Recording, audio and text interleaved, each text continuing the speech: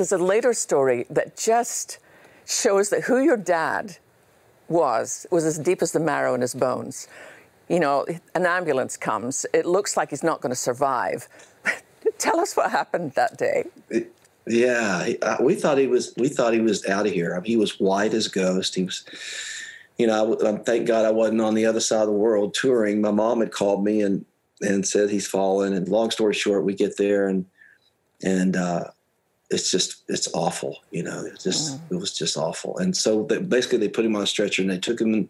There's 5 emergency vehicles outside of my mom and dad's house in Fullstone Farms in Franklin. And so they put him in this big vehicle. There's 5 people working on him. In the meantime, all these people come out loving on my mom. It was a beautiful thing. But I'm watching these guys work on my dad. And then not even 7-8 minutes later, something like that, the color comes back into his skin. And, you know, he was always for me. He had all these sayings. And one of those sayings was hold the phone or what in the wide world of sports is going on, you know. But when he said hold the phone, all growing up, that means he had something to say. But whatever. The long story made really short. I saw the color come back into his skin. I thought he's going to be okay. So I turn around and literally just go greet all my mom's neighbors. And I don't get 5 steps away. And I hear my dad go, hold the phone.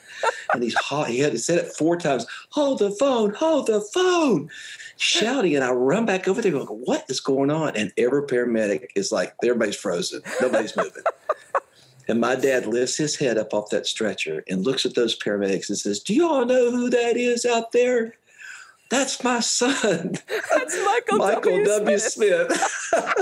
And I'm sitting there going, oh, Dad, what are you doing? You're embarrassing me again. He did that my whole life, just going, you know, hey, this is my son. You know, he'd always brag on me. And then it was really crazy that 10 seconds I was laughing.